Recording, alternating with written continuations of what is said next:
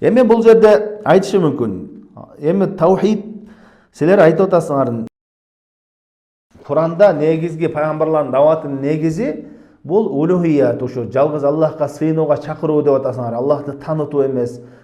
Ушул нерсе деп атасыңар. Бирок Куранды окуп көрө турган болсок, Куранда көпчүлүк бөлүгү рубубият жөнүндө, Аллахтын рубубият жөнүндө, асма сыфат жөнүндө, Аллахтын ысым сыпаттары жөнүндө көп келген десе, ага жооп Аллах Таала Куранда рубубиятты эки себептен эскерет. Алар айтат. Биринчиси болсо, рубубиятты эскерип, улухиятка милдеттирет. Мындайча айтканда, Аллахтын кылган иштерине пенделерге эскерип, Аллах Таала силерди жаратты, Аллах Таала силерге рызкы берди, Аллах Таала аламдардын ээси деп эскерип, ошонун артынан эле не улухиятка милдеттендирет. Ушунун баарын кылган Аллах Таала экен, демек силер жалгыз Аллахка сыйынгыла деп ошол адамдарды милдеттендириш үчүн эскерет.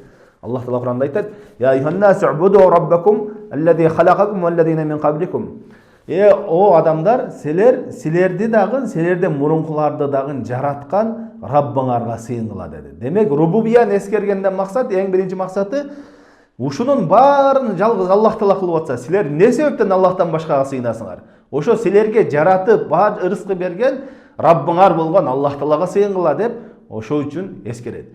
Экинчи максаты Аллах Тааланы улуктоо үчүн, Аллах Тааланын чыныгы кадыр баркын адамдар бакташ үчүн ысым сыпаттарды рубубиятты эскерет. Аллах Таала Куранда айтат: "Ма лакум ла таржуна лиллахи ва қара." Не себептен силер Аллахты улуктоону ойлобойсуңар, Аллах Тааланы улуктабайсыңар дейт.